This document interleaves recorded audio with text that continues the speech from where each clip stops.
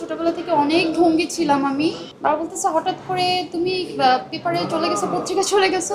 আমি আমার first journey যেটা শুরু করি সেটা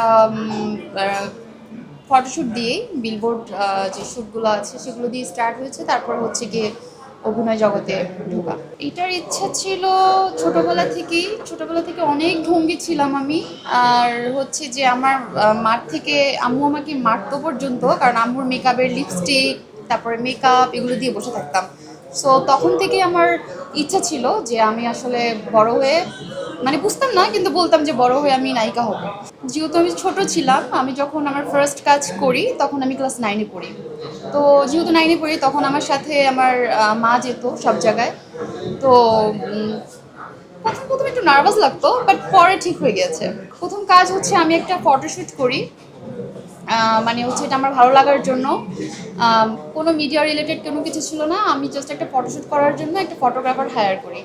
দেন ওইখান থেকে আমি যখন শ্যুটগুলো করি, ওই শ্যুটটা হচ্ছে গিয়ে কয়েকটা ব্র্যান্ড দেখেছে এই ছবিগুলো। দেখার পর থেকে ওরা আমাকে নক দেওয়া শুরু করে দেয়। তো আমাকে বলা হয়েছে চাইলে আপনি শ্যুট করতে পারেন, আপনার ছবি দেখলাম খুব সুন্দর। তো আমি আসলে এটা সাডেনলি কথা শুনি, তারপর আর কি শুরু করলাম। এটার অনুভূতি অনেক ভালো ছিল। আমি আমার ফার্স্ট যখন আমার পেপারে, আমার পত্রিকাতে আমার শ্যুটের যে ছবি সেগুলো আসে, তখন আমি ফার্স্ট আমার বাবাকে হচ্ছে গিয়ে পত্রিকাটা দেখাই। বাবা বলতেছে হঠাৎ করে তুমি পেপারে চলে গেছো, পত্রিকায় চলে গেছো।